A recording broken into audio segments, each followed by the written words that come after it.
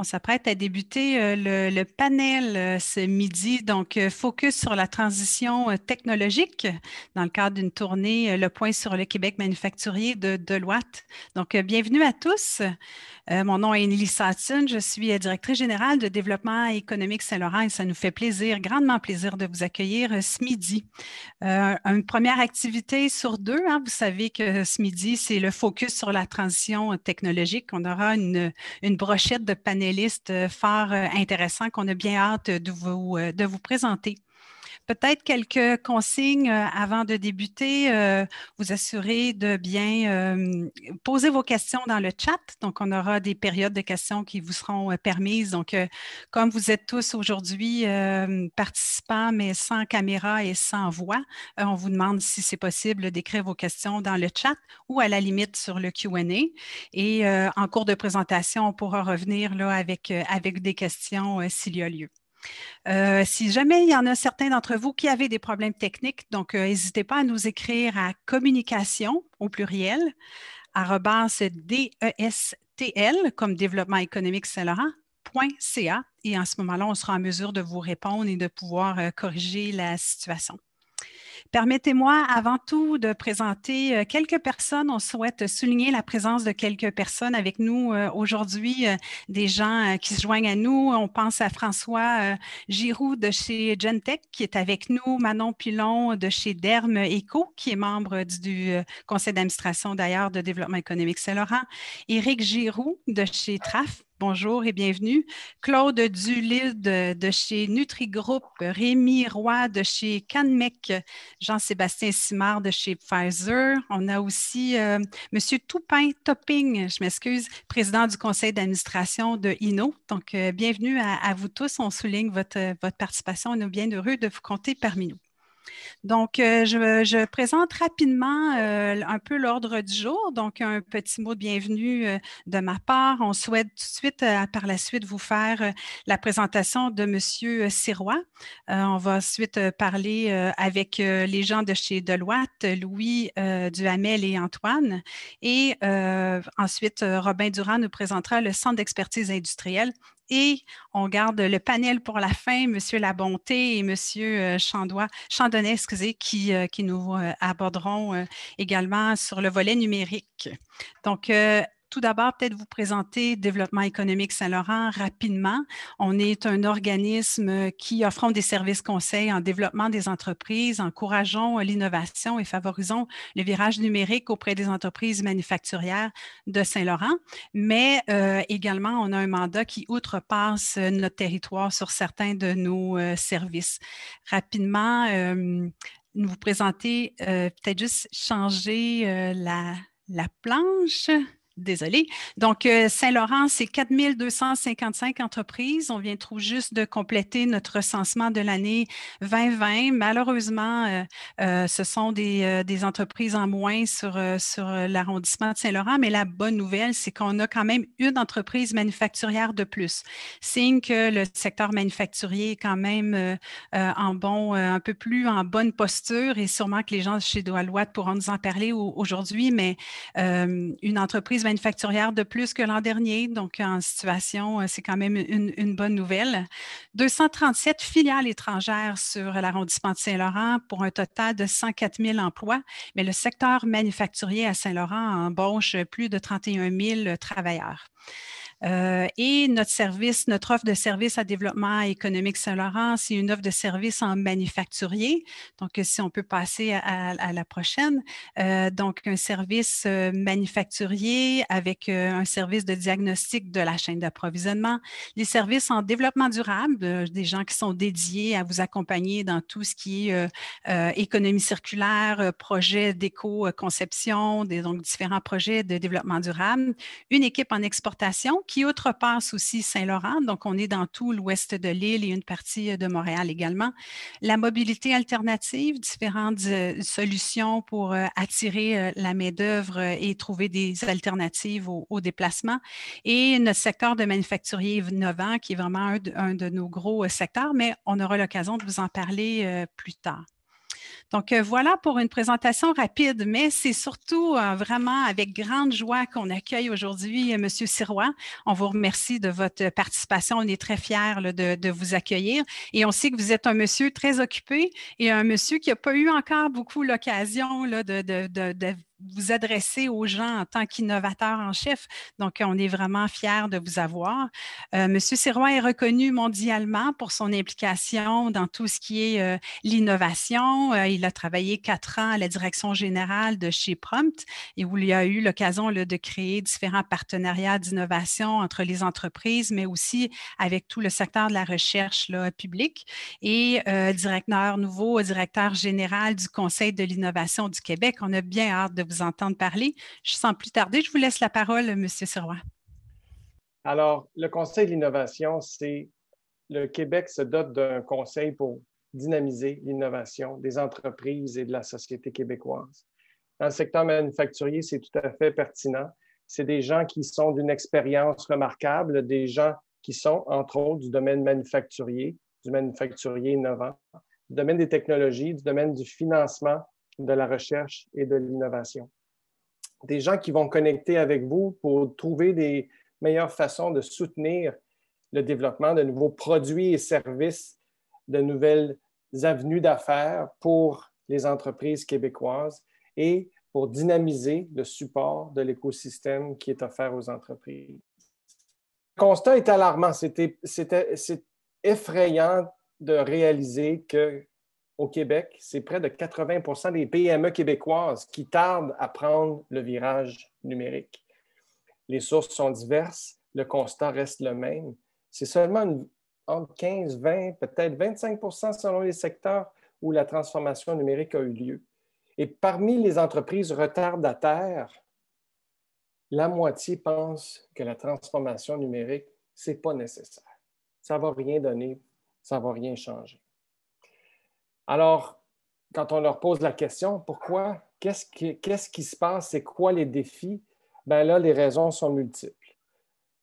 On n'a pas les données. Ce n'est pas sécure. On n'a pas les ressources ou l'aide. On n'a pas le monde, les gens pour le faire. Et ce n'est pas clair si ça va avoir un retour parce que l'investissement est quand même important. On se demande même comment y arriver parce qu'on a une perception que, mon Dieu, c'est compliqué. Alors, dans certains secteurs, puis là, je vous donne l'exemple de secteurs très banals, des secteurs très de base, celui de la fabrication de chaudrons. La fabrication de chaudrons est pourtant pas un secteur c'est pas un secteur de pointe, mais en Finlande, les entreprises manufacturières ont fait des projets de recherche et de collaboration pour développer des nouveaux matériaux, des nouveaux revêtements, une transformation au point de vue de leur chaîne de production, tout en gardant l'entièreté de leurs employés se sont requalifiés et qui travaillent en collaboration avec la technologie pour arriver à produire de façon plus rapide des produits premium qui se vendent maintenant partout au monde. Ils font que la petite entreprise du fin fond de la Finlande, qui, je vous le fais remarquer, ressemble beaucoup au Québec, maintenant, au travers de la COVID, domine et continue. Parce que cette COVID nous a frappé de plein fouet. Le sondage qui a été effectué par Québec Innove juste l'an passé et encore une fois cette année a révélé que les entreprises qui avaient entamé leur transformation numérique s'en tirent mieux. Les entreprises manufacturières qui sont connectées aux chaînes d'approvisionnement électronique, aux grands réseaux de distribution via une production numérisée de bout en bout, qui permet de faire une production à temps réel, arrivent à garder le rythme, même à voir augmenter leur chiffre d'affaires et leur production. Alors, quand on se demande qu'est-ce que ça donne et pourquoi on fait ça, je vais vous raconter quelques histoires de d'autres secteurs, de d'autres régions du monde. Ce qu'on voit ici, c'est la région de Besançon, une région qui ressemble étonnamment beaucoup au Québec, qui est dans l'est de la France, sud-est, et qui était reconnue sur la frontière de la Suisse pour son industrie horlogère. des fabricants des horloges et des montres de la meilleure qualité au monde, jusqu'à ce que l'électronique arrive, la fabrication au Japon arrive et que cette industrie-là se retrouve décimée. Mais pas autant, parce que les manufacturiers là, qui ont continué d'innover ont développé tout un secteur de fabrication de microtechniques, tout un pôle d'innovation de microtechniques, des fabricants de micromécanique de précision qui sont aujourd'hui les fournisseurs du monde et qui sont les sous-traitants du monde et qui ont la production à valeur ajoutée chez eux. Quand on parle de secteur de haute technologie, bien, on en voit un ici. Hein. On voit évidemment que c'est un secteur de pointe, hein, avec beaucoup de technologies numériques pour arriver à être en contrôle absolu. Mais qu'est-ce que c'est que cette entreprise? Eh bien, cette entreprise, c'est une entreprise que beaucoup connaissent, c'est Robert Transport, qui s'est transformé grâce au numérique, grâce au contrôle numérique de bout en bout, qui a transformé son offre aussi, non seulement pour optimiser sa performance, non seulement pour optimiser sa capacité d'offrir des services de transport, mais être capable d'offrir des services de logistique bout en bout, clé en main, incluant la distribution, le storage et le service pour les manufacturiers pour que le tout soit intégré et l'entreprise prospère, se retrouve maintenant parmi les top 50 au Québec et est en forte croissance. C'est un exemple de transformation numérique. Pour être en mesure de faire une transformation numérique, les gens, les individus aussi doivent faire leur transformation numérique. Vous devez donc vous-même vous réoutiller, pas seulement les outils. Là, je fais un clin d'œil ici à une personne du domaine du transport, une camionneuse bien connue qui a parcouru une dizaine de millions de kilomètres à bord de son camion. Vous l'avez probablement entendu, tout le monde en parle. Qui s'est réoutillé en numérique et qui maintenant travaille à développer l'écosystème du transport électrique, du transport intelligent chez Prompt pour les industriels. La transformation, c'est dans sa production, mais c'est aussi dans ses produits. Comment les technologies peuvent apporter une valeur ajoutée aux produits que l'on crée, aux produits que l'on commercialise. Alors ici, on voit un produit que vous reconnaissez, qui est les bouchons d'oreille, les protecteurs acoustiques. S'il y a bien quelque chose qui est une commodité, c'est ça. Les producteurs du passé ont tenté de se distinguer avec des technologies, des couleurs extraordinaires, un matériel extraordinaire. Ça reste que c'est une commodité, tout le monde est pareil. Et les prix sont... Il n'y a pas moyen de faire une marge avec des produits comme ceux-là. Mais une entreprise a ajouté de l'intelligence. Vous l'avez lu dans la presse, de l'intelligence aux protecteurs auriculaires.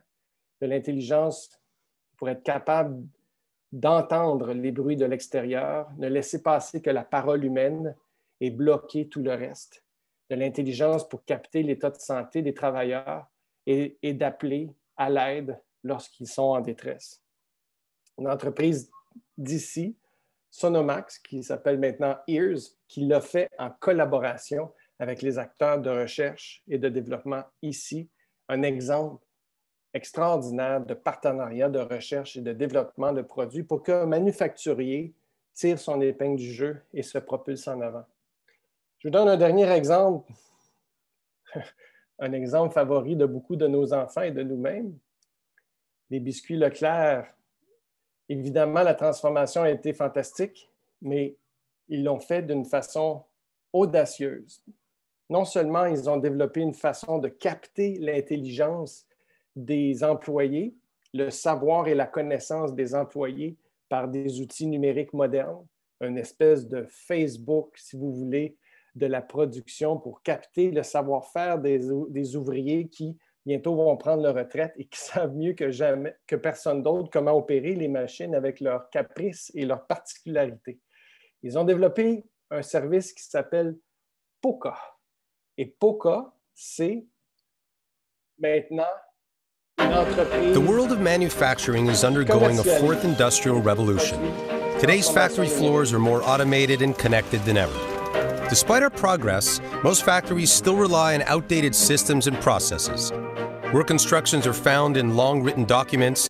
Ce savoir-faire-là, plutôt que d'être en papier, maintenant est en vidéo et animé, peut être retrouvé. On peut retrouver des connaissances, le savoir. Et ce produit-là, maintenant, est non seulement implanté dans Biscuits Leclerc, mais est commercialisé. Ça fait l'objet d'une spin-off, une entreprise qui est financée par le capital de risque et qui est une de nos grandes fiertés au Québec, une entreprise à forte croissance qui non seulement aide les autres entreprises à se transformer en numérique, mais qui elle-même apporte de la prospérité.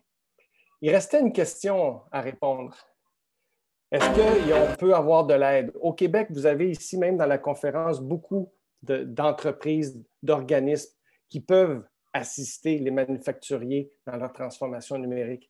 Beaucoup de fournisseurs québécois sont là, sont regroupés beaucoup autour du REAI, le regroupement des équipementiers en automatisation industrielle. Le STIC les apporte aussi. La DRIC aide avec les RCTI, les conseillers sur la transformation. Vous avez Deloitte ici, vous avez le CRIM, vous avez Productivité Québec, les CCTT qui sont là. Les ressources sont nombreuses.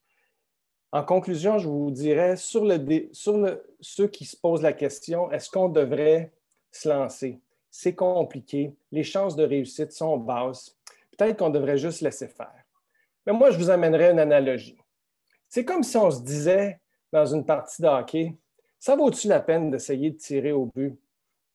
Le but, il n'est pas toujours ouvert. Le but, quand on le regarde, c'est plutôt quelque chose comme ça. Les probabilités d'arriver à mettre la rondelle dans la petite ouverture, elle est infiniment petite. La probabilité de rentrer la rondelle du premier coup, elle est pratiquement nulle. Mais ce qu'on fait, c'est qu'on lance au but. On tire. Et là, tout à coup, les choses se mettent en branle, les réactions s'enchaînent, les joueurs se déplacent, on crée des opportunités, on met la rondelle dans le but. Mais pour ça, il faut tirer, tirer et tirer encore. Alors, merci beaucoup tout le monde. Je vous invite à innover et à être ceux qu'on va célébrer comme des personnes et des organisations innovantes au Québec.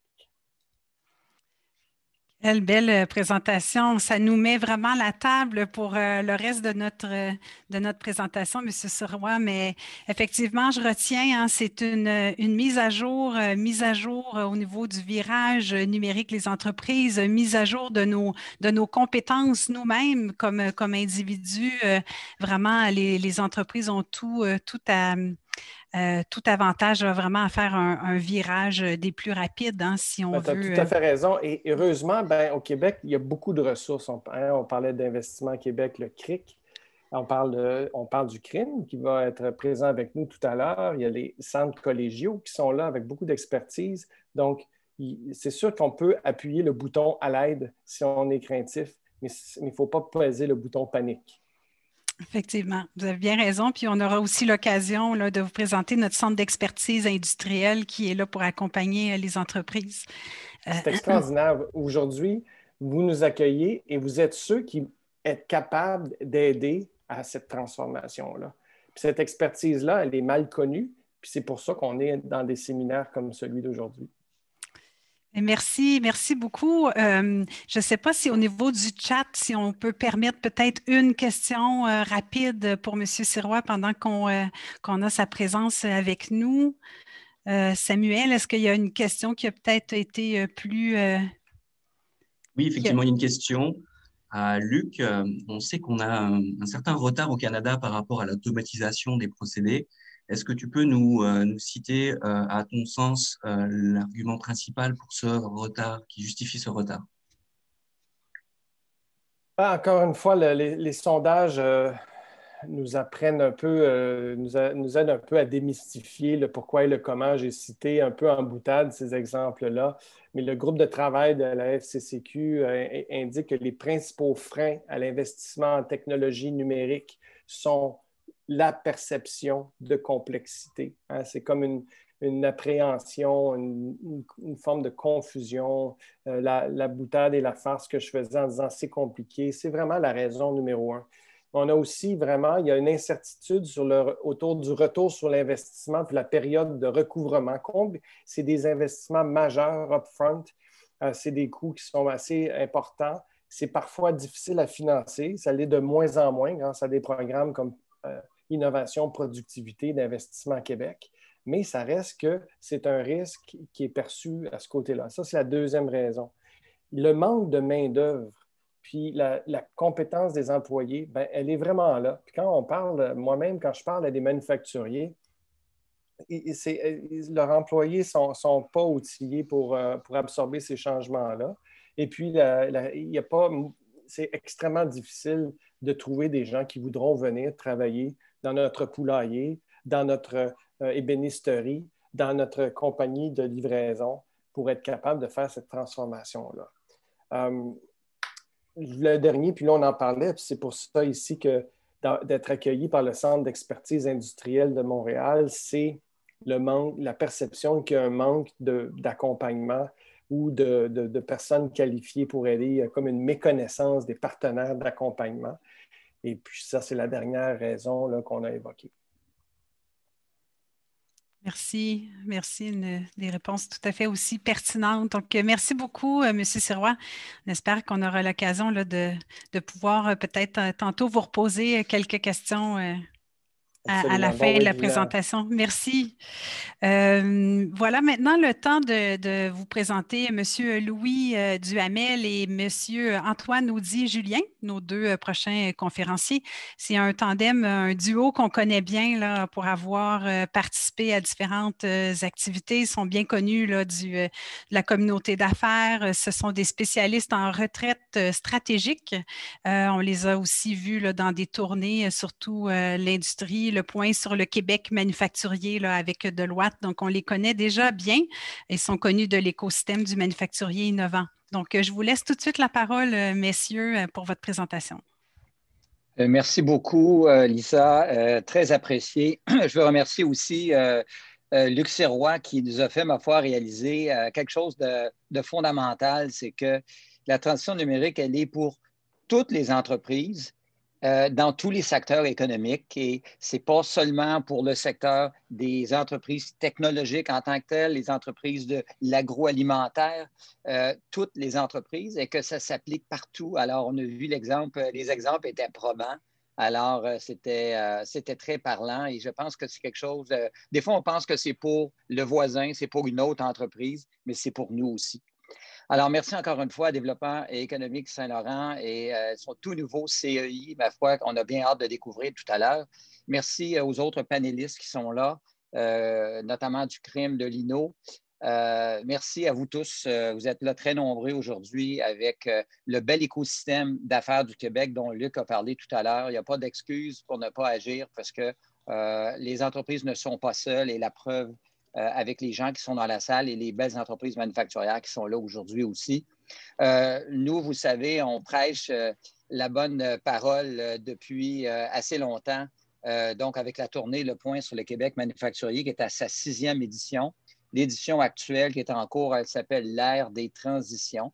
12 transitions qui vont changer irrémédiablement le destin du secteur manufacturier dans les années à venir. On a déjà fait plus de 25 événements dans plusieurs villes du Québec. On a même fait 3 présentiels, comme dans le bon vieux temps, on dirait. Alors, on se rappelle de ça comme si c'est le plus beau souvenir qu'on a des 2 dernières années. Et COVID-19 est arrivé avec l'impact qu'on connaît sur tous les secteurs économiques, mais également sur le secteur manufacturier.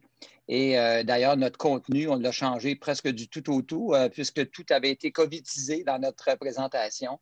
Et on a une nouvelle tournée qui débute le 12 mars dans 10 nouvelles villes du Québec avec la Fédération des chambres de commerce du Québec. On a bien hâte de retourner vous rencontrer un peu partout au Québec.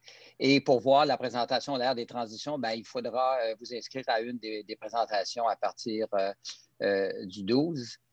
Et donc, alors pourquoi, dans le fond, continuer à parler de l'importance du secteur manufacturier? Aujourd'hui, on le célèbre avec Développement économique Saint-Laurent, le territoire de Saint-Laurent qui est le je vous rappelle, le premier territoire manufacturier au Québec en termes de PIB, donc avec les 600 et quelques entreprises manufacturières. Donc, c'est très costaud. Et donc, pourquoi c'est important? C'est parce que le secteur manufacturier est à l'origine de tout ce qui est important pour la société québécoise. Et je l'élargis à plus large que l'économie, puisque c'est le premier contributeur au PIB du Québec, avec plus de 13 du PIB du Québec, qui est dans le secteur manufacturier. Répond premier en termes d'exportation. Vous savez que les exportations amènent beaucoup de richesses à la société québécoise et que le gouvernement veut d'ailleurs hausser le 47-48 de notre PIB qui vient des exportations à 50 à juste titre. Le premier, en 2019, c'était une première depuis longtemps, le premier en productivité. Alors, avec un 76 de l'heure d'extra par heure travaillée. C'est sûr que si on se compare aux États-Unis, à l'Allemagne et aux autres grandes nations manufacturières, on a un peu de retard que je suis confiant qu'on va rattraper. Reste que c'est quand même une bonne nouvelle, le secteur manufacturier, premier au Québec, parmi tous les secteurs économiques.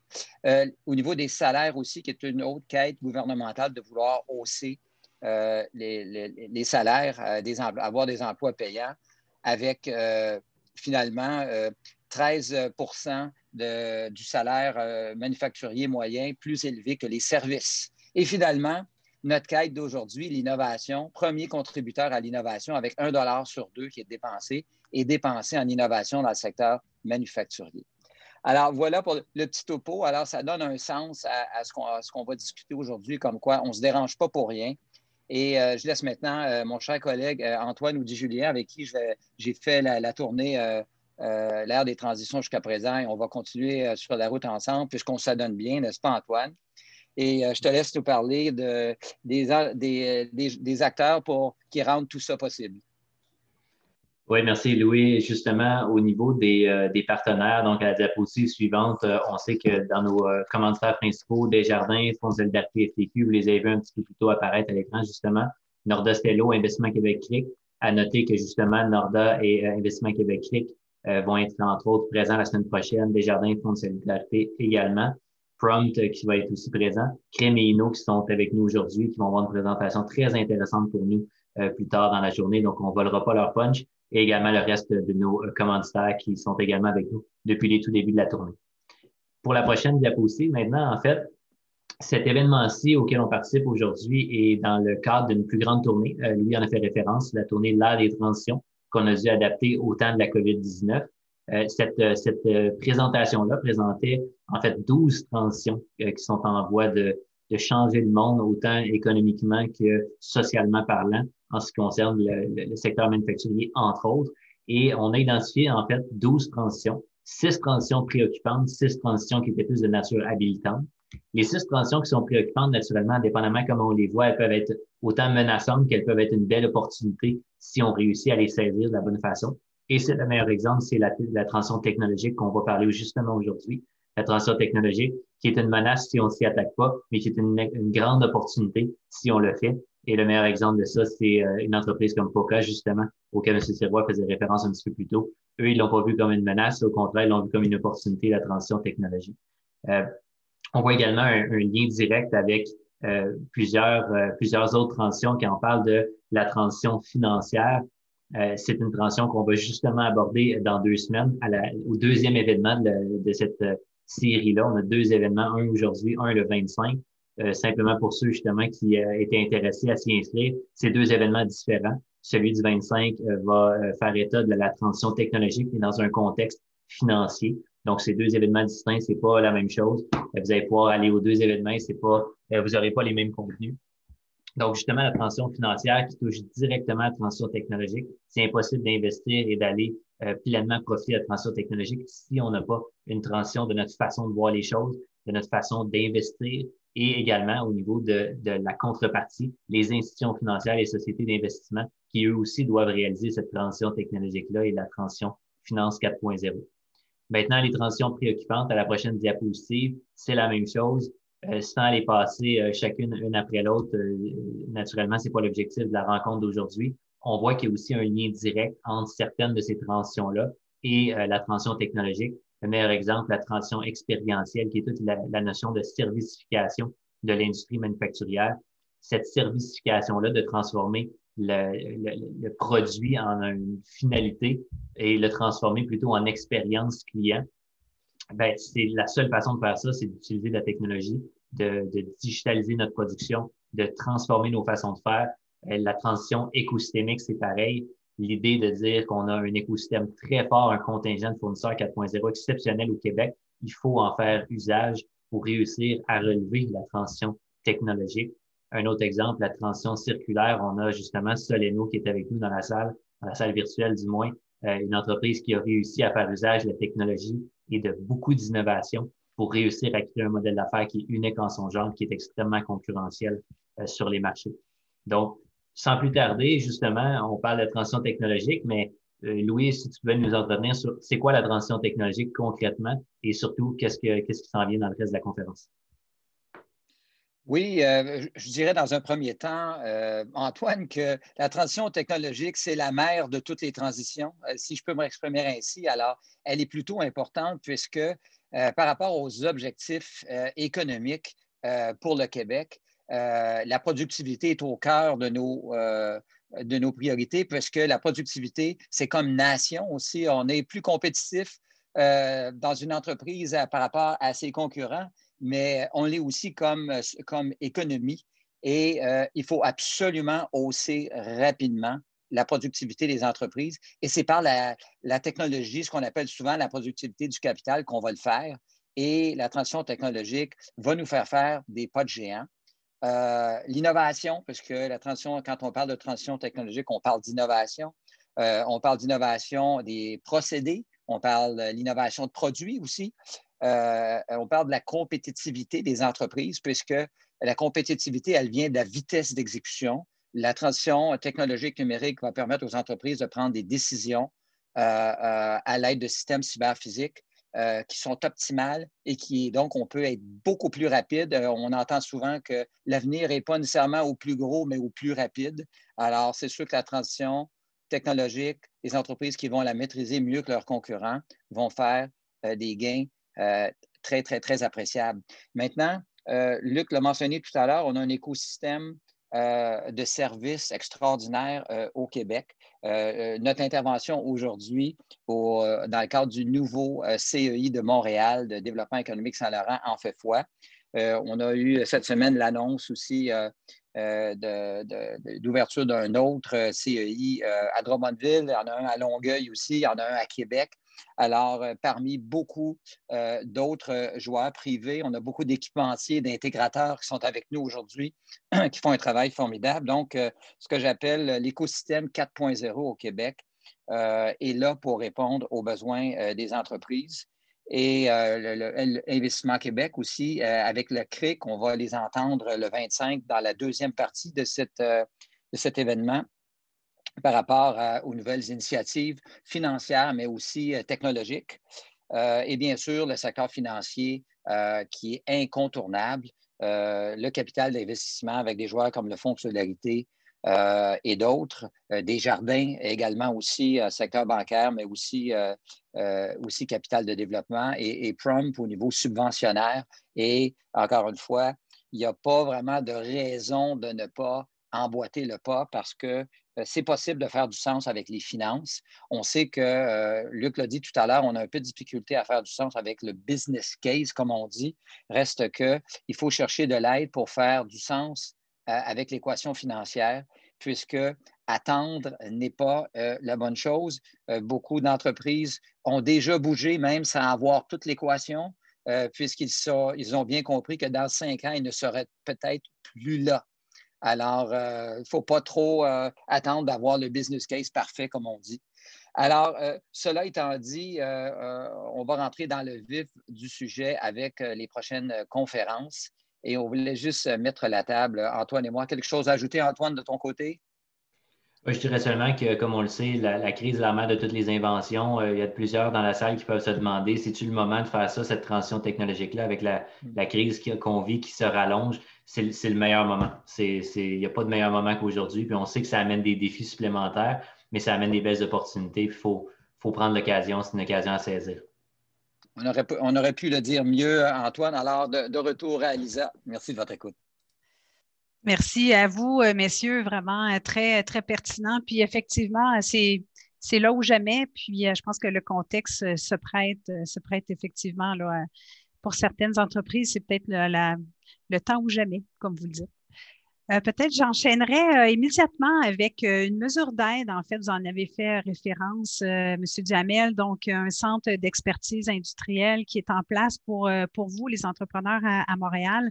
Robin Durand, qui est notre commissaire à l'innovation, qui est avec nous depuis déjà plus de 2 ans, qui est qui a étudié en ingénierie et qui a une expertise dans tout ce qui est l'accompagnement et le financement des entreprises en innovation. Donc, sans plus tarder, Robin, je te laisse présenter le Centre d'expertise industrielle. Oui, merci Lisa. Merci, bonjour à tous. Merci Monsieur Sirois, merci Louis, merci Antoine pour avoir mis la table et puis teasé un petit peu notre CEI. Moi, je vais vous dire un peu qui on est, qu'est-ce qu'on fait. On est assez nouveau dans le paysage de l'innovation manufacturière. Donc, comment on va pouvoir aider les manufacturiers à s'améliorer et à prendre le virage numérique. Puis dans un second temps, je vais essayer de passer un peu à travers comment on fait concrètement pour faire un virage numérique. Comment une entreprise manufacturière peut faire pour faire le virage numérique de la meilleure manière qui soit. Donc le centre d'expertise industrielle de Montréal, on est basé à Saint-Laurent, dans ce beau bâtiment qu'il y a derrière moi et puis qu'il y a sur la photo. En fait, notre mission première, c'est d'accélérer la transformation numérique des manufacturiers québécois.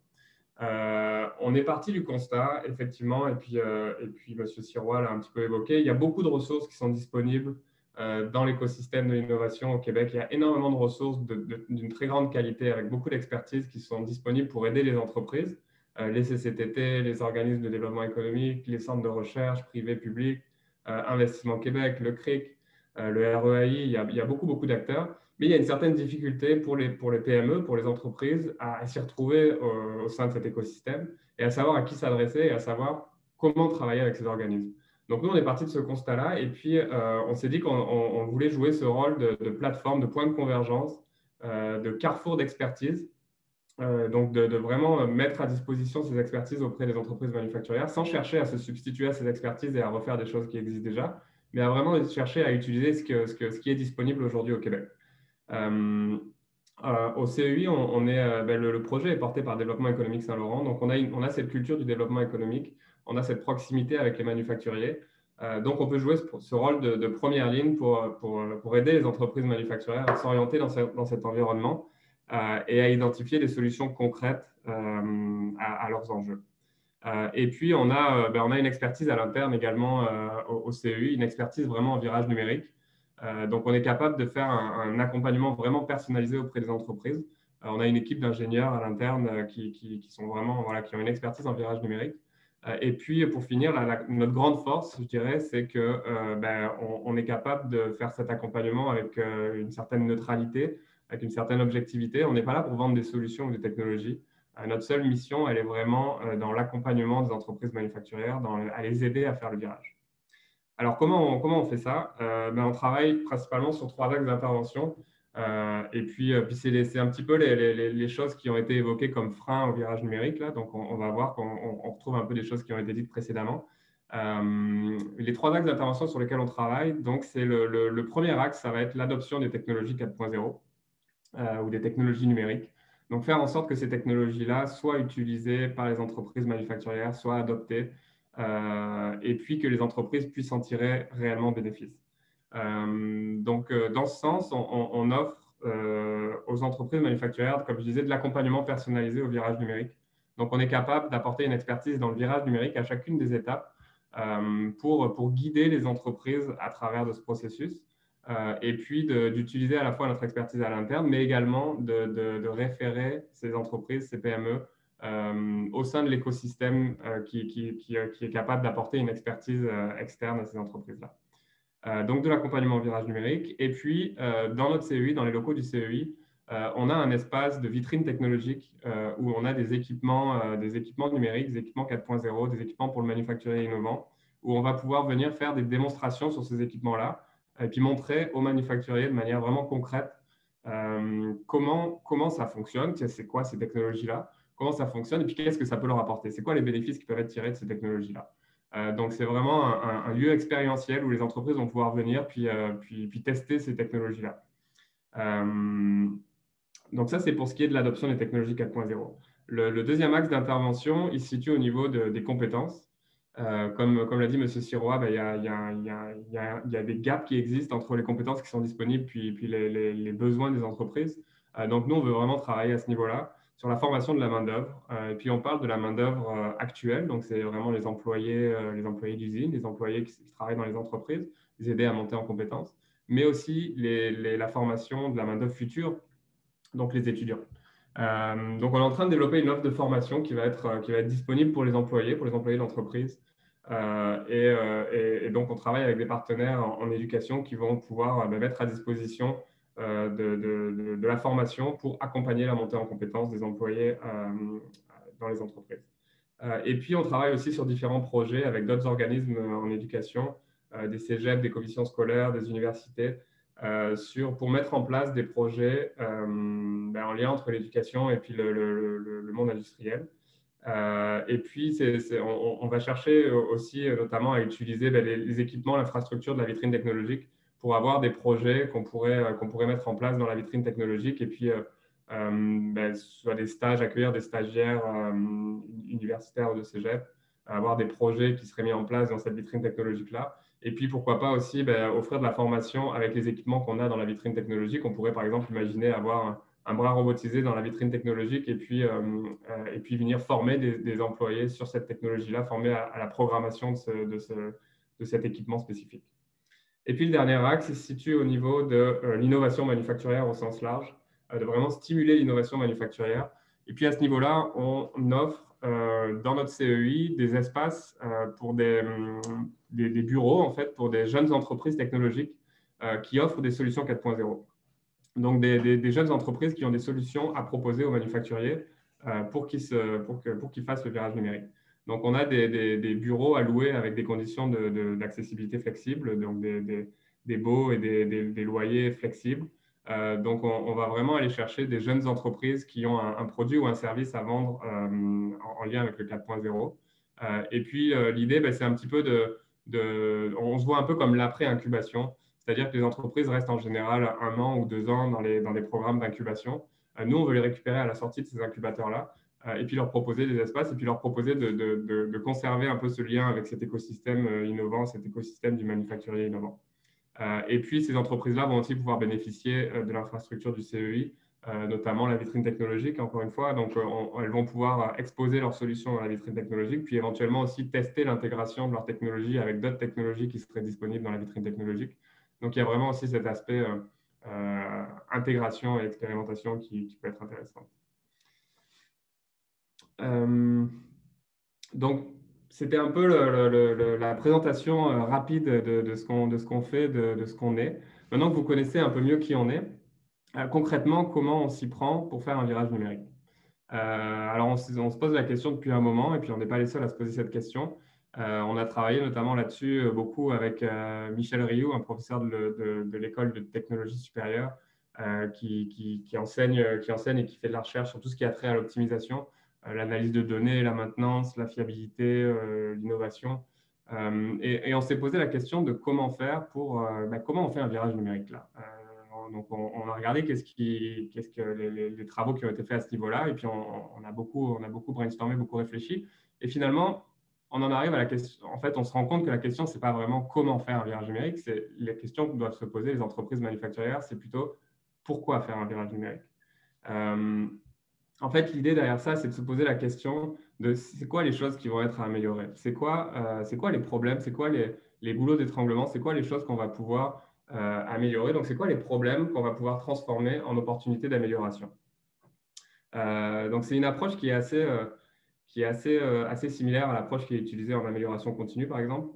Donc, c'est vraiment une approche qui va se concentrer sur la valeur ajoutée, une approche qui va chercher à créer de la valeur. Donc, l'idée, c'est d'identifier des problèmes, donc des gains manqués ou des pertes qui peuvent être évitées, et puis de les transformer en opportunités d'amélioration. Donc, ce n'est vraiment pas une approche qui vise à pousser les solutions technologiques. On ne cherche vraiment pas à pousser la techno pour la techno. Donc, ça, c'est le premier gros intérêt de cette approche-là. On va chercher à limiter les risques de trip technologique ou de ces visions d'horreur qu'on a tous, de se retrouver avec un équipement au fond d'une usine qui n'est pas utilisé parce qu'elle ne correspond pas aux besoins ou parce que les employés ne sont pas formés sur cet équipement-là. Donc, vraiment limiter, pousser la techno pour la techno.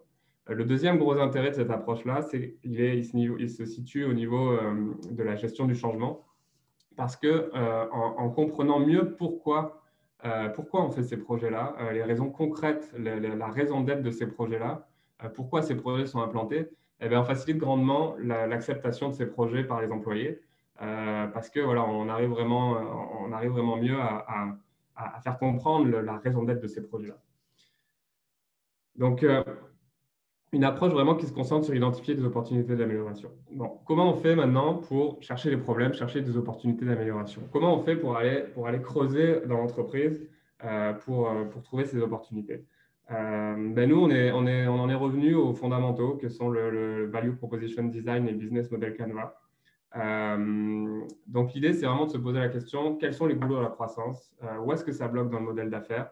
De chercher à comprendre où se trouvent les gains potentiels, où se trouve la valeur ajoutée de notre offre, et identifier là où il y a des pertes à réduire ou des processus à améliorer qui vont nous permettre d'être plus efficaces. Donc, on est vraiment dans une approche de la transformation digitale par le modèle d'affaires, vraiment en regardant le modèle d'affaires. Donc, on va regarder l'offre de valeur, on va regarder le plan stratégique, et en fonction de ce positionnement-là, on va pouvoir en déduire une stratégie de virage numérique. Et ce n'est pas l'inverse. C'est-à-dire qu'on ne va pas chercher à identifier une technologie qui nous semble pertinente, puis ensuite essayer de la justifier par une orientation stratégique de l'entreprise. Non, c'est vraiment regarder l'orientation stratégique, et c'est ça qui va nous permettre de définir une orientation, un plan technologique, un plan de mise en place de technologie. Donc ça, c'est l'approche qu'on privilégie pour aller chercher des opportunités d'amélioration, mais il y en a d'autres. Vraiment des méthodes pour aller identifier les problèmes et leurs causes. Le diagramme d'arborescence de problèmes, c'en est une, où on va vraiment chercher à identifier, une fois qu'on a une problématique, identifier les causes de ces problématiques, puis creuser la tête pour aller chercher les causes à la base de ce problème. Les diagrammes d'Ishikawa aussi, ou diagrammes en arête de poisson, c'est aussi des choses qui peuvent être utilisées pour… L'idée, c'est vraiment de réfléchir, de regarder, d'aller creuser, voir où est-ce qu'il peut y avoir des améliorations. Maintenant qu'on a vu où est-ce qu'il y a des améliorations possibles, c'est quoi qu'on va chercher à améliorer avec le virage numérique? Et principalement 3 choses. Première chose, c'est améliorer la performance. Par la performance, on entend limiter les pertes, donc les pertes de temps, les pertes d'espace, les pertes de ressources, par la numérisation de certains processus. Réduire les délais, ça également, ça permet d'améliorer la performance. Améliorer la qualité, donc réduire les non-conformités, analyser les écarts de non-qualité, etc. Et puis utiliser les données pour faciliter la prise de décision. Donc utiliser les données pour vraiment chercher à créer de la valeur.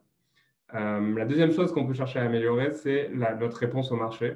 Le meilleur exemple, c'est le e-commerce, avec toutes les entreprises en ce moment qui sont en train d'essayer de s'adapter et puis de mettre en place des plateformes e-commerce pour s'adapter à la nouvelle réalité du marché. Et puis pour mieux répondre au marché, c'est également améliorer la satisfaction client. Donc là, utiliser des technologies numériques pour améliorer l'intelligence marketing ou certaines technologies 4.0 pour mieux personnaliser le produit et pour mieux répondre aux besoins du marché. Pardon. Et puis, la troisième chose, c'est modifier finalement son modèle d'affaires, développer une nouvelle activité. Et puis, je pense que M. Sirois nous a donné un bon exemple tout à l'heure avec l'entreprise Robert Transport qui a amélioré sa performance opérationnelle, certes, donc on est dans l'amélioration de la performance, mais qui a aussi développé d'autres activités, d'autres services en logistique, en stockage, etc. Donc, en résumé, quels gains on peut aller chercher avec la transformation numérique? Les gains sont obtenus par la suppression d'activités inutiles ou moins performantes, par l'amélioration de certains processus. Ça peut être également en dévoilant des nouvelles opportunités. Et puis, c'est aussi en permettant à l'entreprise d'être plus flexible, d'avoir une meilleure résilience face à un environnement changeant. Et encore une fois, ça, on l'a vu, ça a été encore plus accentué avec la crise actuelle.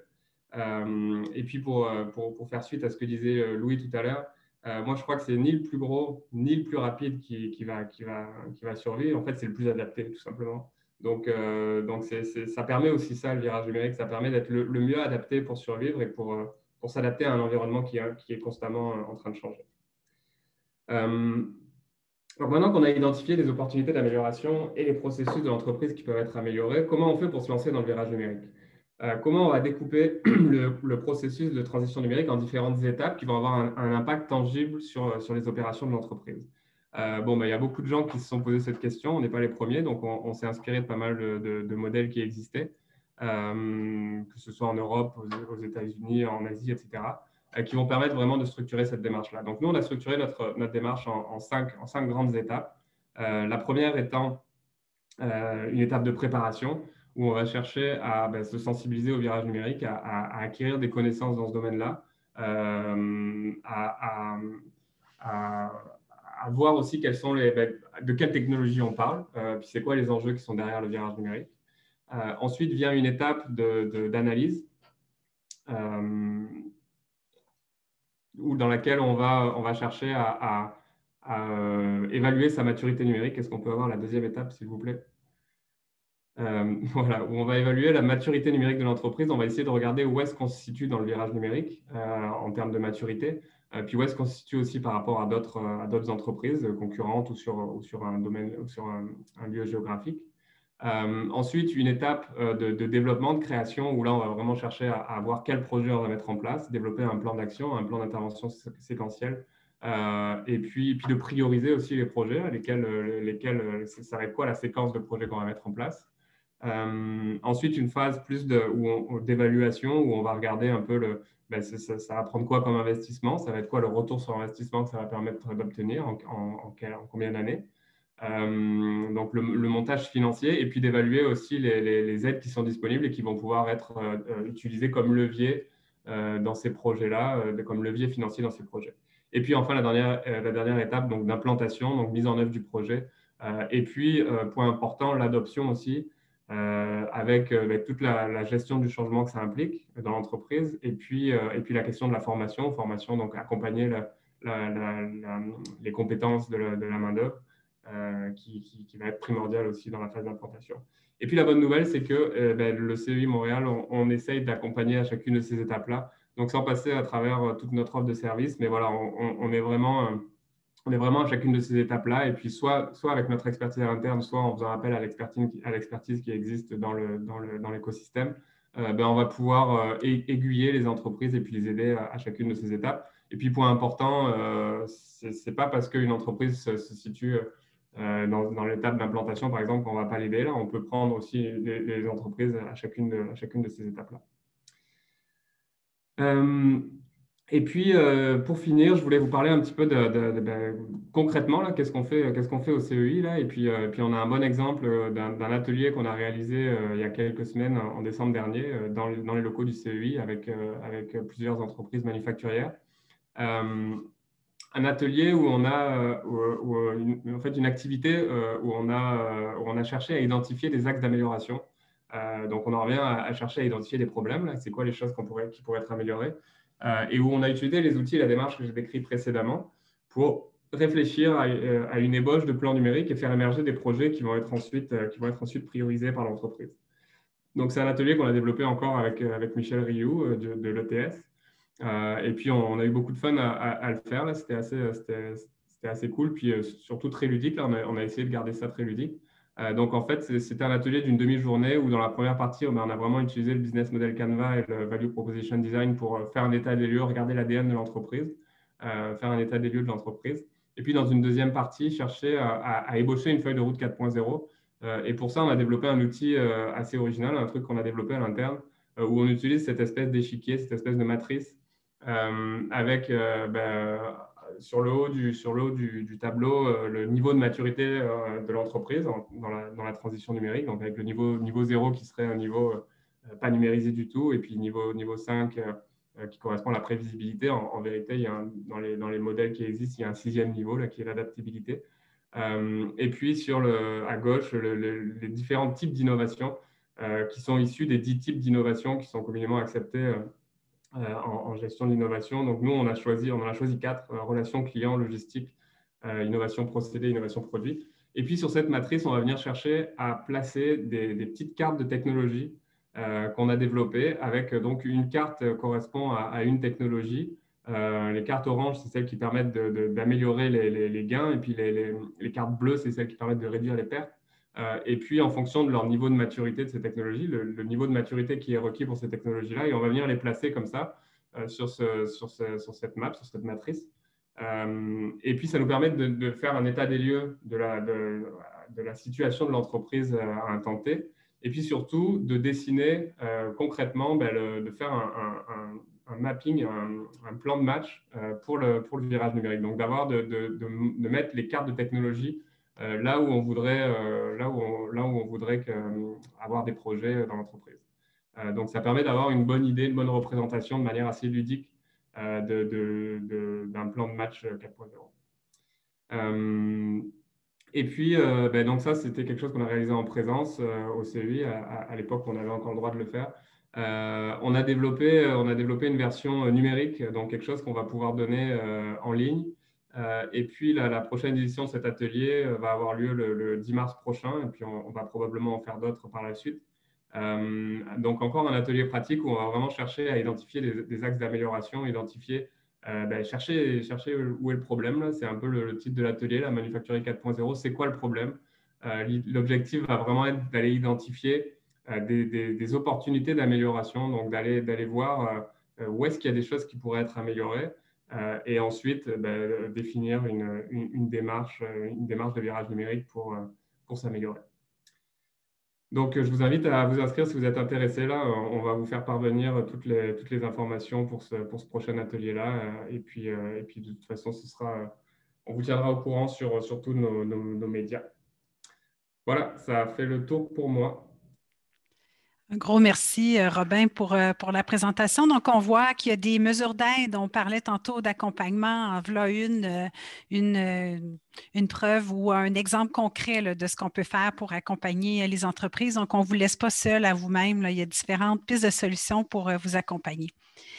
On passe maintenant à notre panel. Donc, on est vraiment fiers d'avoir 2 panélistes de renom avec nous. Donc, François Labonté, qui est PhD de la Polytechnique, diplômé de la Polytechnique et qui a 25 ans d'expérience au niveau des technologies de l'information.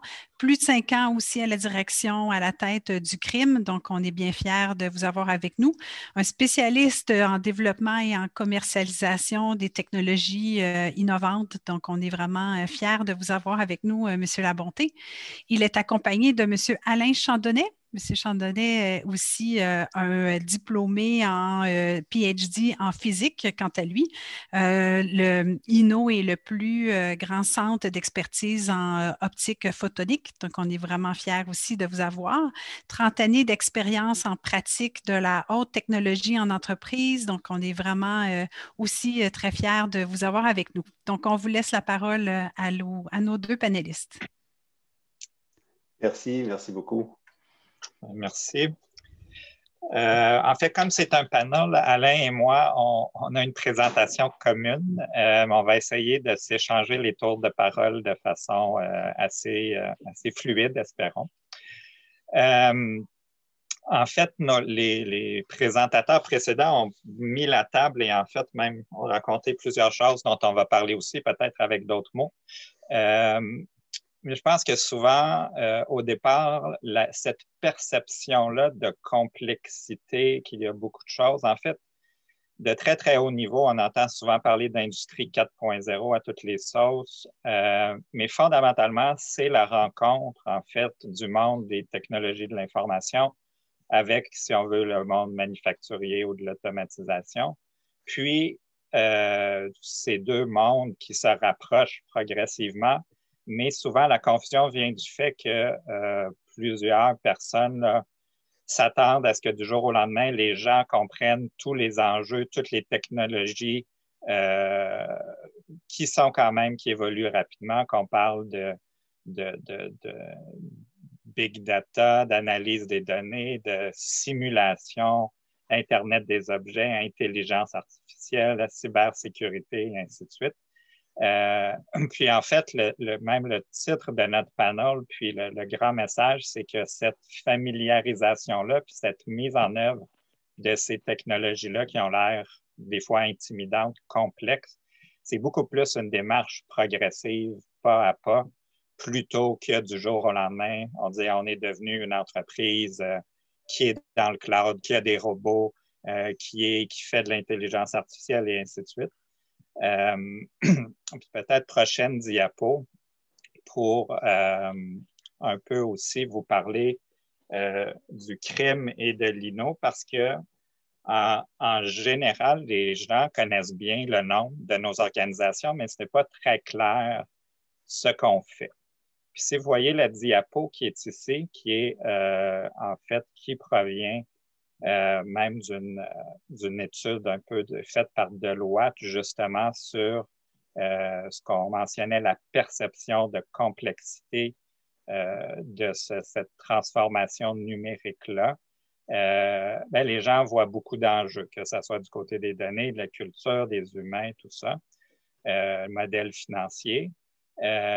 Puis, en fait, le crime et l'INO, on est justement ce qu'on appelle des centres de recherche appliquée, ou des fois, on va utiliser le nom organisme de recherche et technologie ou des centres de recherche à vocation industrielle parce que notre rôle puis la façon dont on travaille, c'est vraiment de travailler en fonction de vos besoins, des besoins des entreprises, de votre niveau de maturité. Donc, il y a des gens qui l'ont mentionné précédemment.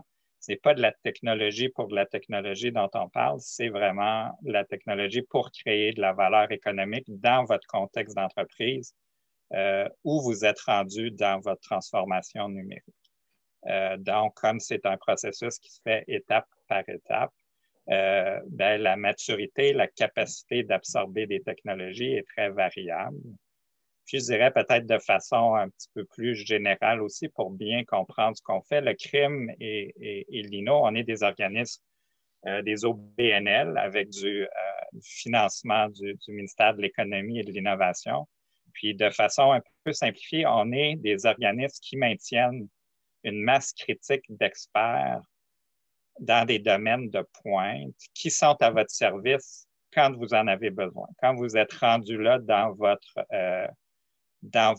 transformation numérique, très souvent, c'est quand les solutions du marché ne répondent plus à vos besoins. C'est quand dans votre démarche d'innovation, il y a quelque chose que vous aimeriez faire qui est particulier avec à votre entreprise, souvent qui vous donnerait un avantage compétitif parce que c'est assez unique.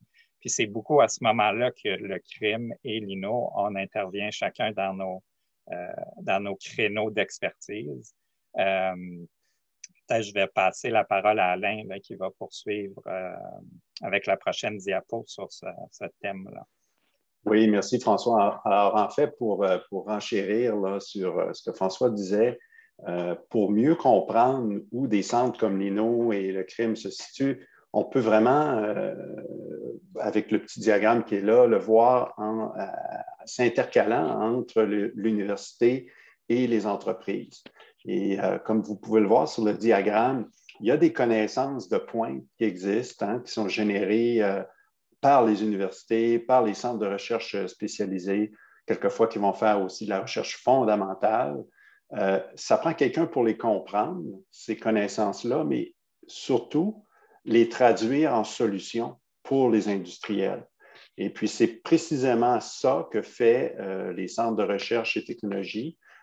C'est puis on le disait souvent, François et moi, en boutade, ce que vous allez retrouver dans des centres comme l'INO, le crime, c'est des PhD en salopette. C'est des gens qui comprennent la réalité industrielle, qui ont une sensibilité industrielle à des choses importantes comme celles que Robin mentionnait et Lisa mentionnait au CRI. le retour sur l'investissement, la rapidité de ce retour, l'impact, la gestion des risques quand on fait des projets d'innovation. Alors ça, c'est vraiment le rôle que des organismes comme l'INO et le CRIM viennent jouer pour bien comprendre l'état des connaissances et les traduire en solutions et bien camper les problèmes industriels. Prochaine diapo, s'il vous plaît. Alors, c'est des exemples ici là, de valeur ajoutée que vous allez retrouver dans des centres comme l'INO. Puis là, il y en a toute une liste. Je vais aller très, très rapidement à travers. On parle d'accès simplifié à l'expertise pertinente. Donc, vous n'avez pas à vous-même comprendre tous les tenants et aboutissants des technologies. Vous pouvez faire appel à des experts qui vont pouvoir vous vulgariser ces notions-là. Les interventions sont personnalisées. Donc, autant au CRIM qu'à l'INO, on fait des choses sur mesure. Donc, on n'essaie pas de forcer du mur à mur dans vos organismes ou dans vos entreprises. On va faire du référencement aussi. Donc, si on n'est pas capable nous-mêmes de le faire, on va vous référencer. Puis, sans être des experts peut-être comme les CEI sur tous les programmes de financement, on travaille avec des centaines de clients chaque année qui sont financés à travers des programmes comme ça. Alors, on les connaît aussi. Donc, souvent, on va vous référencer non seulement à des experts techniques qui vont faire des parties de travail que nous, on ne peut pas faire, mais aussi à des programmes de financement pour certaines de ces portions de travail-là. Alors, on va faire aussi une approche qui est méthodique. On va avoir des cadres d'analyse, un peu comme ce que Robin nous a présenté tout à l'heure. Alors, c'est important, je pense, et puis on va le voir un petit peu plus loin, d'avoir une approche. L'innovation en soi, ce n'est pas complexe, mais il faut quand même le faire de façon méthodique pour minimiser les coûts, puis minimiser les délais pour que ça aille rondement, puis faire avancer nos projets d'implantation d'une innovation ou de développement d'une innovation en minimisant les risques, minimisant les coûts, qui, évidemment, va maximiser le retour sur l'investissement. Aussi, bien, les connaissances, forcément, quand on travaille avec nos clients, les employés des entreprises qui travaillent avec nous se forment aussi. Ils ont accès à des connaissances, puis souvent des connaissances très, très pratiques. On se qualifie là, des organismes comme le CRIM, l'INO, COREM, FP Innovation, il y en a plusieurs au Québec, comme des praticiens. Donc, on a les mains dans les problématiques. Et donc, ça permet d'enseigner aussi et de rendre autonomes les clients après avoir fait des projets avec nous. Et puis, on travaille avec des entreprises de toute taille, des PME aux grandes entreprises. C'est sûr que de par notre vocation, nous, comme à l'INO, on est plus orienté PME, peut-être 75% de nos clients sont des PME, mais on est capable d'accommoder des projets d'envergure, des projets complexes à plusieurs parties, parce qu'on a des méthodes très structurées. On va faire des démonstrations technologiques, des volets éducatifs, bien sûr. Et puis, les projets dans vos entreprises requièrent des expertises souvent d'appoint. Donc, vous pouvez, dans certains cas, certaines entreprises sont plus matures dans la gestion de leurs innovations, mais ils peuvent avoir besoin d'appoint dans certains de leurs propres projets. Puis ça, c'est des choses qu'on peut faire avec eux, comme dans le fond, ils viennent faire de l'impartition. Mais on peut aussi prendre des projets de bout en bout. Prochaine planche. Alors, pour enchaîner, peut-être un petit topo sur l'INO, qui on est. On est un centre de recherche et de technologie qui est vraiment à vocation industrielle. On existe depuis maintenant presque 35 ans et on opère avec 200 spécialistes, plus de 200 spécialistes sur un budget annuel de 45 millions. Donc, c'est un organisme qui a quand même de l'ampleur, qui fait beaucoup d'innovation, mais de l'innovation industrielle appliquée, beaucoup de transferts de technologie. Il y a même une trentaine, maintenant près de 35 entreprises qui ont émergé des activités de l'INO, donc des nouvelles sociétés, un peu comme Luc l'a présenté d'entrée de jeu avec POCA et Leclerc. Bien, il y a des activités à l'INO qui se transforment en entreprises pour servir encore le marché et les autres entreprises du Québec. Prochaine planche. Alors, je vous disais tout à l'heure qu'on a une approche méthodique. Ce n'est pas une approche théorique, c'est une approche très terre-à-terre qui favorise en fait le succès des projets quand vous voulez faire de l'innovation. Et l'idée, c'est qu'on part de la gauche, on s'en va vers la droite. Et l'idée, c'est que plus on s'en va vers la droite, plus les investissements sont conséquents, mais moins le risque est élevé. C'est ça l'idée qu'on veut, c'est quand on se lance dans une démarche d'innovation avec une certaine incertitude, on veut réduire les risques le plus vite possible et épurer ces risques-là pour que le coût soit le moins élevé possible et puis qu'on puisse poursuivre nos activités de manière par étapes, en faisant avancer le projet de façon rapide et en évitant surtout d'avoir à revenir en arrière tout le temps. Parce que quand on définit mal le problème, vous voyez que la première étape, c'est vraiment de bien cadrer le problème, puis Robin l'a bien fait ressortir aussi dans sa présentation. Une fois qu'on a bien campé le problème, les choses vont bien. Quand on a mal défini le problème, souvent, on avance, on développe des solutions, puis ça nous oblige à revenir en arrière parce qu'on a oublié quelque chose. Et ça, c'est ce qui coûte cher. Ça coûte cher en temps et ça coûte cher en argent. Puis c'est là qu'on vient, disons, dans le fond, endommager notre équation financière de retour sur l'investissement. Donc, on le fait de façon très méthodique, en définissant bien le problème avec vous. Ensuite, en ayant un concept de solution, en identifiant bien les risques, puis en faisant une preuve de concept par la suite avant de faire un développement. Et cette méthode-là est très générique, mais elle fonctionne. Puis je peux vous dire par expérience, pour avoir fait des centaines de projets avec des entreprises, très souvent, les entreprises viennent nous voir avec une idée bien arrêtée de la solution qu'ils cherchent. Puis quand on creuse avec eux un peu, on se rend compte que le problème n'avait peut-être pas été assez bien identifié. Et plus souvent qu'autrement, vous seriez surpris de voir à quel point la solution à laquelle on arrive à la fin est plus simple, moins coûteuse que ce qui était envisagé par le client qui vient nous voir. Donc, très important de faire cette étape-là. Ça n'a pas besoin d'être long, ça n'a pas besoin d'être coûteux, mais elle est très payante parce qu'elle nous évite de nous engager dans des fausses pistes, finalement. La suivante. Alors, quelques exemples ici, là, en rafale, avant de repasser la parole à François. Vous voyez des industries comme Mayotte, Industrie Mayotte, qui travaillent à élaborer, à mettre au point des vérins comme ceux qu'on retrouve sur les camions à benne, qui sont intelligents, qui vont pouvoir faire de l'autodiagnostic, qui vont pouvoir renseigner sur l'état des vérins, sur l'usure. Donc, ça prend de la mesure. Donc, on est ici vraiment clairement dans une logique d'Internet des objets où le vérin va rapporter à l'usine son état d'usure. Avec Ressort Liberté, on a fait un beau projet d'amélioration de la qualité qui visait le zéro défaut avec de la vision structurée. CanExplore qui vise à faire des jumeaux numériques de conduite. Ça peut être des conduites d'égout, par exemple. Et donc, de monitorer l'état des réseaux d'aqueduc et d'avoir des modèles pour pouvoir intervenir. Puis encore une fois, faire du prédictif. Ou des entreprises qu'on connaît bien, comme CCM, là, qui souhaitaient développer des systèmes pour mesurer la rigidité des bâtons de hockey dans les magasins. Donc, on parle de commerce de détail ici pour aider les clients à choisir leur bâton de hockey. Alors, c'est une mesure, ça prenait des machines spécialisées. Ces machines-là sont très coûteuses.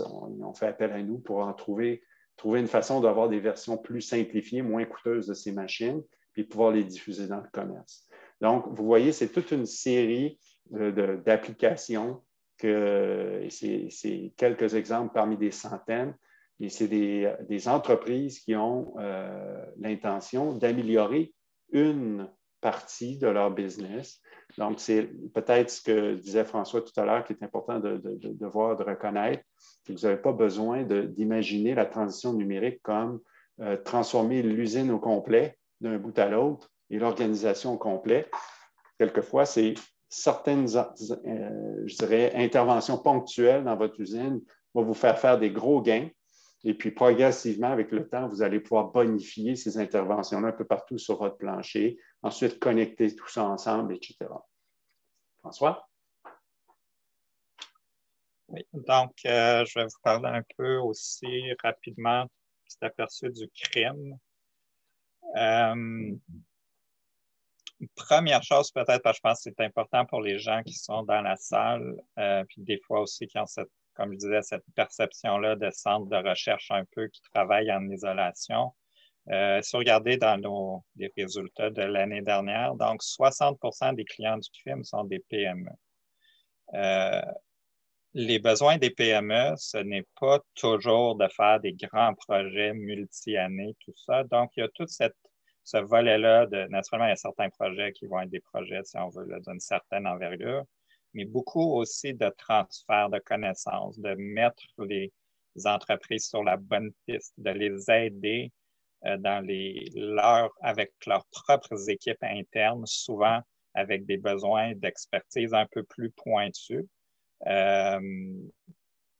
Autre chose qu'il faut bien voir, on parlait tantôt de cette capacité-là à comprendre aussi le monde de la production des connaissances, le monde scientifique. Donc, le crime avec ses chercheurs et même ses professionnels, on a même des professionnels qui vont occasionnellement diffuser des connaissances par le biais de publications scientifiques ou autres. Donc, ce n'est pas seulement une connaissance théorique là, de revue de la littérature, veille, tout ça. C'est vraiment contribuer aussi à cet écosystème-là, mais naturellement de façon beaucoup moins intense que le monde universitaire. Autre chose aussi à noter, une quarantaine d'étudiants qui passent par le crime pour des stages, pour développer des compétences. Donc ça, ce sont vos futurs employés.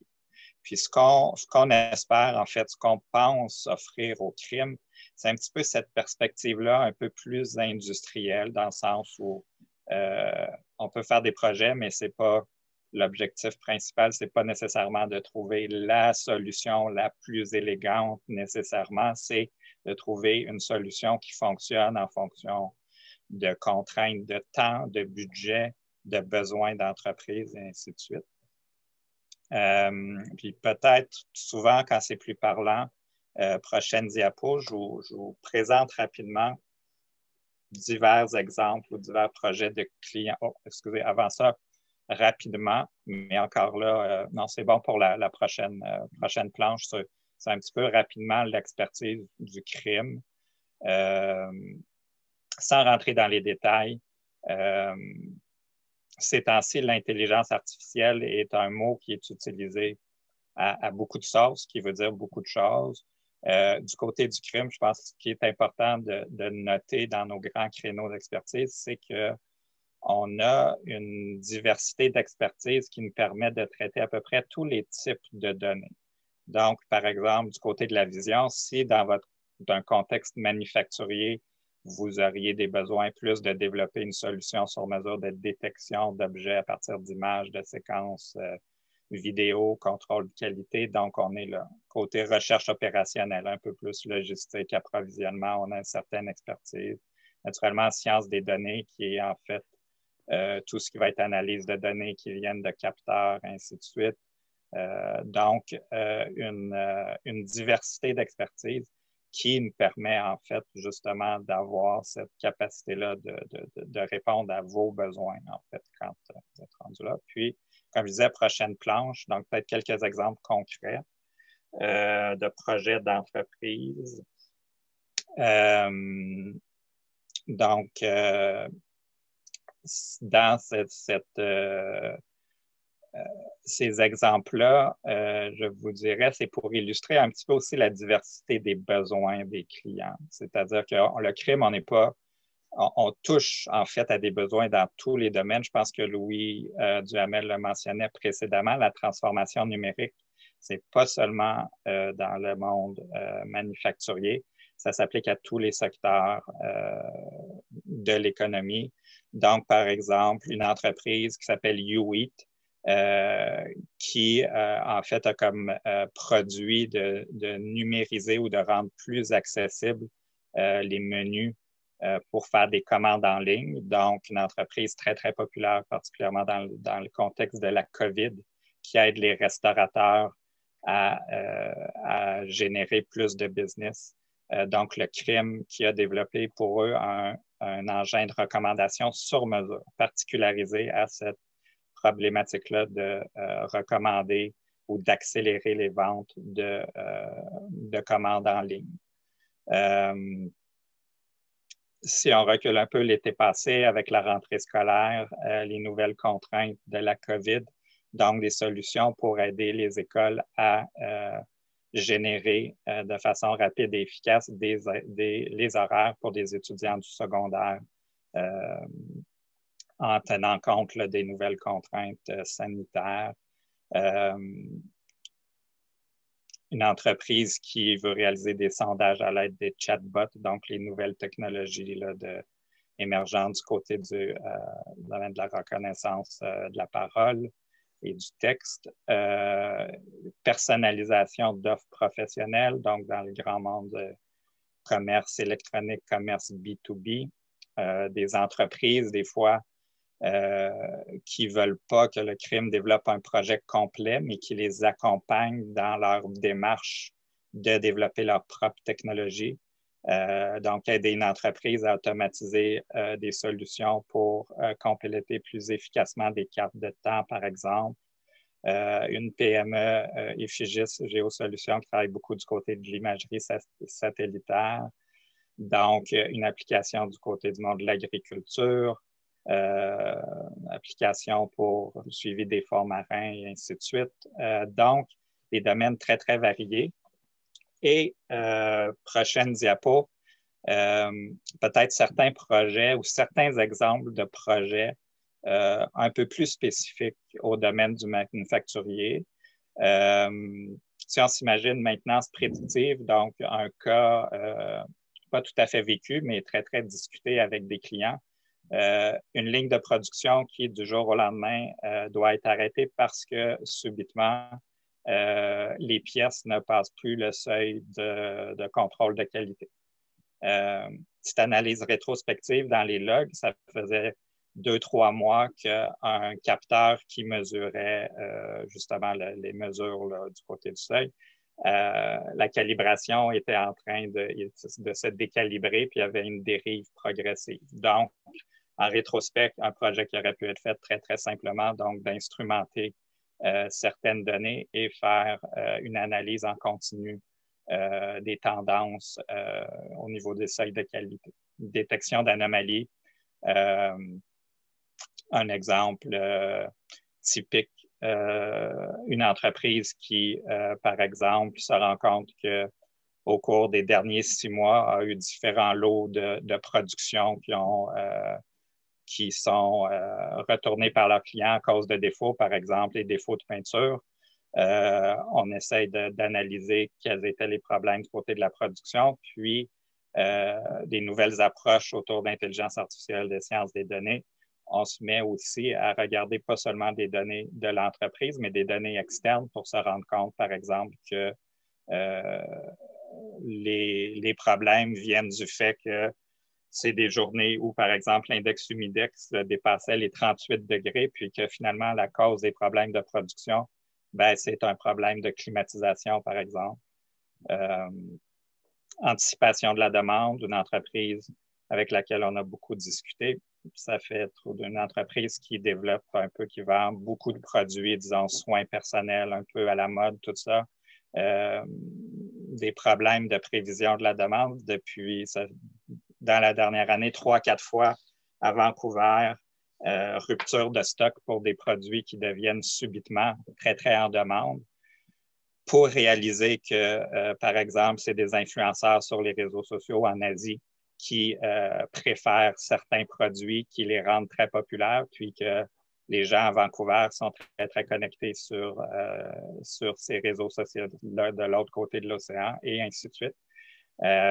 Donc, toutes des problématiques, disons, qui en fait, sont souvent des problématiques assez uniques à l'entreprise, mais pour lesquelles les solutions sont très, très souvent à très haute valeur ajoutée. Donc, pour le moment, c'est un petit peu, je crois que c'est la fin de nos diapos. Délibérément, j'en ai sauté une dans la suite des diapos, mais si on n'a pas de questions, on a un petit peu plus de temps, on pourra en rediscuter. Je pense que je vous remercie. Je vous remercie beaucoup à nos deux panélistes, M. Labonté et M. Chandonnet. Mais je vois M. Duhamel qui vient d'ouvrir. Je pense que ça vous suscite une question. Oui, mais en fait, je vais peut-être. J'ai quelques questions au cas où il n'y en aurait pas sur le chat, mais je crois qu'il y en a une qui vient d'arriver, qui vient d'apparaître d'un manufacturier, justement. Alors, je ne voudrais pas me prioriser. J'aimerais mieux que le manufacturier pose la question, puis je pourrais en poser une après si tu veux bien, Lisa. Oui, oui, allons-y. Samuel, si tu voudrais peut-être nous lire la question. Fait. Donc, M. Giraud, je crois avoir des idées d'amélioration de la production de mon entreprise, mais pas de spécialiste à l'interne. À qui je fais appel, à qui fais-je le premier appel ou à qui écris-je le premier courriel, en fait, par où je commence? En fait, je pourrais dire que ça peut dépendre un petit peu de la nature des améliorations que vous avez en tête.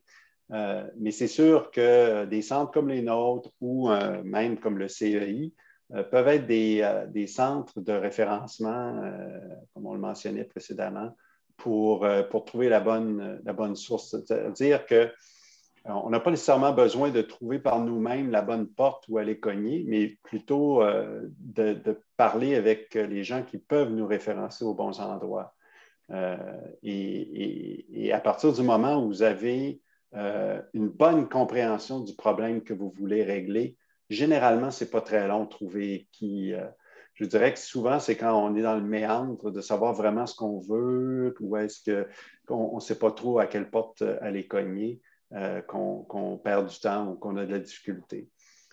L'autre élément aussi qui est important de voir, c'est que des centres comme les nôtres, on doit aller au-devant des manufacturiers parce que je vais prendre un exemple, une entreprise qui est dans le secteur manufacturier plus traditionnel, par exemple, fabriquait du tapis, a un problème, par exemple, de qualité dans sa production. Il n'y a aucune chance au monde, ou en tout cas très, très faible chance au monde que la personne en charge de cette production-là se lève un matin et dit « J'ai besoin d'une caméra bolométrique infrarouge que l'INO peut me fournir. » Alors, ça n'arrivera pas, ça.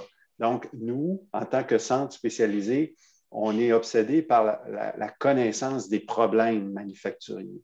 Donc, c'est important pour vous de trouver des tribunes pour diffuser vos problèmes. Puis je sais que des fois, on est toujours réticent d'en parler des problèmes parce qu'on ne veut pas s'exposer. Souvent, c'est une zone de faiblesse et tout ça. Mais généralement parlant, c'est la façon de faire, c'est de parler de nos problèmes. Puis nous, on est avide de ça. On cherche les problèmes parce que je vous dirais qu'on a beaucoup plus de difficultés à trouver les problèmes qu'à trouver les solutions.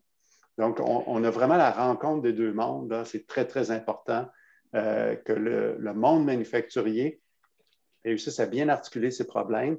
Puis, quelquefois, si on a de la difficulté à le faire, il y a des outils pour le faire, puis il y a des ressources, puis il y a des organismes comme nous qui pouvons aider à les élucider. Mais parlez-nous de vos problèmes, puis vous allez voir, ce ne sera pas dur de trouver des gens pour trouver les solutions. Effectivement, hein, on voit qu'il y a plusieurs organismes. L'écosystème est là pour accueillir les entreprises. Donc, on est avide de vouloir accompagner, donner un coup de main. Monsieur Duhamel, je vous laisse peut-être poser votre question. Oui, merci, Lisa. En fait, présentation très intéressante en passant.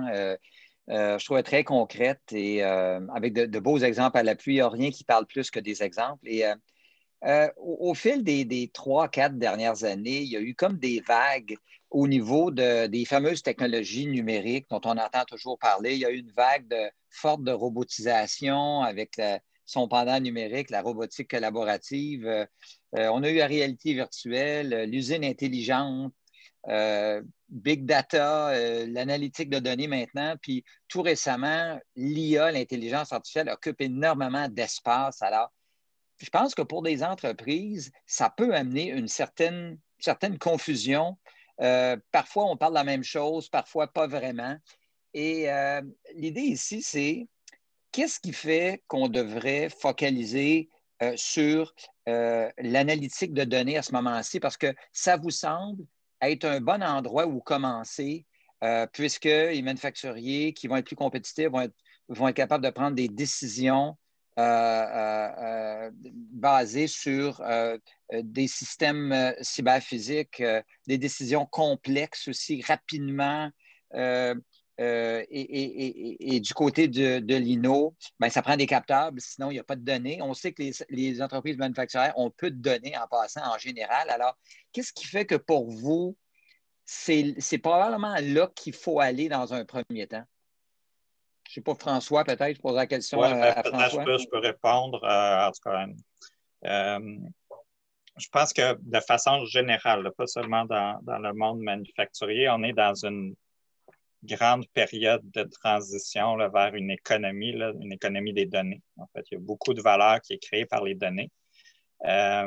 Puis des fois, on a comme l'impression que les grands joueurs, là, les GAFA et autres de ce monde, ont un peu le monopole de cette nouvelle réalité-là, alors que c'est justement ces données-là qui ont le plus de valeur. En fait. Il y a ce grand message-là de créer de la valeur à partir des données. Puis, en fait, il y a dans la transformation numérique, il y a un grand potentiel de gain de productivité, donc d'être plus efficace, de créer de la valeur, justement en produisant plus de biens ou de services en utilisant moins de ressources. Puis, il y a tout un aspect, si on veut, plus de compétitivité, c'est-à-dire comment une entreprise se démarque en exploitant de façon unique les données qu'elle possède, parce que c'est souvent ça la clé aussi du succès d'un avantage, pour développer un avantage compétitif. Si on est capable de capturer cette valeur-là. Mais par contre, souvent, ce que les jeunes comprennent un petit peu moins bien, c'est que cette réflexion-là autour des données, c'est complexe. Ce n'est pas magique. C'est pas juste de dire j'ai beaucoup de données, donc je suis millionnaire. C'est pas comme ça que ça fonctionne. C'est quelles données je possède qui peuvent me permettre de créer une valeur, si on veut une valeur économique ou une valeur pour mon entreprise. Puis, on est dans un monde de plus en plus complexe où les enjeux de protection des données, de cybersécurité, donc de respect des droits d'auteur, de respect de la vie privée, de consentement à l'utilisation des données. Donc là, on rentre dans tout le monde un peu plus des technologies de l'information, mais comme je disais en début du panel, c'est ce qui se produit. C'est le monde des données, le monde des technologies de l'information qui rencontre tous les secteurs industriels puis qui les transforme ou les bouleverse là, selon les perspectives. Merci, François. J'ajouterais peut-être, Louis, que d'entrée de jeu, dans ton préambule de questions, il y avait la notion d'être un peu déstabilisé par la quantité de différentes technologies qui existent pour la transition numérique. Mais encore une fois, je ramène le discours à bien comprendre vos problèmes. Ensuite, la solution va découler de ça. Donc, on n'a pas besoin de connaître les solutions. Connaissons bien le problème, cognons à une ou deux portes, puis concrètement, pour nous contacter sur nos sites web, il y a tous les outils sont là pour nous contacter. Puis généralement, ça ne prend pas de temps que vous allez recevoir un contact. Contactez-nous avec votre problème, puis vous allez être guidé par la suite. On a vu passer sur le chat une question qui est tout à fait pertinente. Et quel message on donne à la relève? Comment on stimule la relève à vraiment intégrer les emplois dans le secteur manufacturier? Des fois, on voit ça un petit peu, peut-être un peu moins sexy comme emploi, ou comment on fait pour inciter la relève à être encouragée par ces emplois dans ces domaines? Très bonne question, mais je pense que c'est justement en faisant cette transition-là qu'on rajoute une couche de sex appeal, si on peut dire, à ces emplois-là. Parce que même des entreprises, comme on le voyait d'entrée de jeu là, de casserole, peuvent devenir extrêmement technologiques, extrêmement stimulantes, pleines de défis. pour des gens qui ont des formations en technologie, là. Je crois qu'on avait une autre question peut-être, ou M. Duhamel, vous vouliez rajouter? Ben oui. Un petit quelque chose? Ben, avec plaisir. Le secteur manufacturier, c'est tout ce que quelqu'un qui débute sa carrière peut aimer. Travailler dans l'innovation, parce que 50 de l'innovation, elle est faite en manufacturier. Alors, on est toujours en train d'imaginer la chaîne de valeur complète. On part d'une idée à un client à l'autre bout. Alors, on maîtrise toute la chaîne, en amont comme en aval, la distribution, les exportations. La grande majorité des exportations sont tributaires au secteur manufacturier, des opportunités de voir du pays et travailler sur quelque chose de très concret. C'est sûr qu'il y a moins de 3 dimensions. Un produit manufacturier, c'est un produit de 3 dimensions et souvent, on admire des marques, on admire des produits. Alors, il y a beaucoup d'aspects, je pense, quand on a la bonne image, l'image moderne du secteur manufacturier, qui sont emballants. Voilà. Mm-hmm. Je vois qu'il nous reste peut-être peut-être une dernière question. Samuel, je crois qu'on avait... Oui, effectivement. Une question qui parle plus généralement de la prise de contact. Comment faire concrètement pour contacter le CEI, INO ou le CRIM? Est-ce que le projet doit être bien défini à la base ou est-ce que l'accompagnement peut également inclure une première phase plus exploratoire? Là, tout à fait. Là, comme je l'ai présenté rapidement, comme je vous dis, l'essentiel, c'est que vous avez un problème à régler. La première étape, c'est on le regarde ensemble pour bien le baliser, bien le questionner, le challenger. Et puis, après ça, on bâtit le projet. On n'a pas besoin d'arriver avec un projet déjà tout fait. Il y a toutes sortes d'autres portes d'entrée possibles. Les conseillers en technologie du CNRC, par exemple, sont des bonnes portes d'entrée. Il y a même des projets, il y a même des programmes de financement pour nous aider à bien comprendre le problème qu'on veut régler. Donc, des étapes préalables à établir, à mettre en place un projet. Donc, il y a beaucoup de ressources. Effectivement. Écoutez, je vois à quel point on a aujourd'hui entendu tout ce qui a trait vraiment à l'importance d'accélérer le virage numérique, qu'on soit petit, qu'on soit une grande entreprise. On a vu différents modèles qui nous ont été présentés encore là, des petites entreprises, des plus grandes entreprises. Ça a été riche en conseils aussi. On a vu des conseils qui nous ont été apportés, des précieux conseils et surtout un peu comme vous le dites, il n'y a pas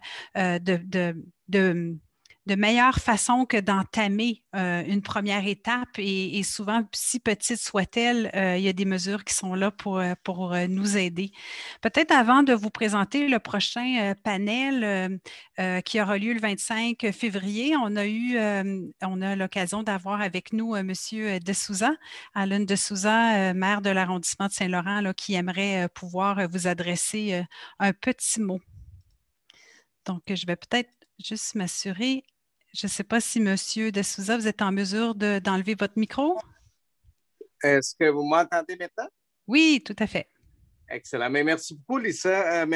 Premièrement, juste merci à tous les gens qui sont participants. Puis je suis très, très encouragé par cet événement de transition. Je pense que regarde, Lisa, et puis merci pour M. Sirois aussi qui était par sa présence et puis la présentation faite par Robin, mais aussi les témoignages qu'on a eus de Louis, un ami de longue date, un expert dans le domaine. Merci Louis, puis aussi Antoine de Deloitte. Et puis, je trouvais que le contenu que François et Alain a abordé à notre attention, c'était fort utile et fort intéressant. Nous, à Saint-Laurent, il faut comprendre qu'on a un pôle industriel majeur et la compétitivité de nos entreprises sur le territoire, pas juste à Saint-Laurent, mais ailleurs au Québec, ça devient très, très important. Plus que 90% de nos compagnies sont des compagnies qui sont soit des PME. Et notre objectif était d'être capable aider des gens de faire la transition vers non seulement une meilleure compétitivité, mais aussi vers cette transition numérique. Et je constate que dans une certaine façon, des choses qui prendront peut-être une décennie ont maintenant été accélérées par la pandémie. Déjà, on voit que dans une façon majeure, la métropole va être affectée. Dans notre façon propre, ici à Saint-Laurent, on anticipe clairement que ce processus de transition va être accéléré à une vitesse à grande V. Et pour cette raison, je suis non seulement encouragé par la participation, mais aussi le message qui doit être répandu plus large pour que s'il y a des choses qu'on peut faire pour aider nos entreprises dans cette transition accélérée, ça fera notre bonheur de le faire. On a des ressources disponibles à l'AC, Centre Expertise Industrielle. On a des gens avec la CRIM, dont François et Alain aussi qui étaient là. On a des consultants qui sont là. Je pense que c'est important que les compagnies prennent davantage de ces ressources qui sont disponibles et peut-être réalisées en termes de timing. Le meilleur timing, c'est maintenant.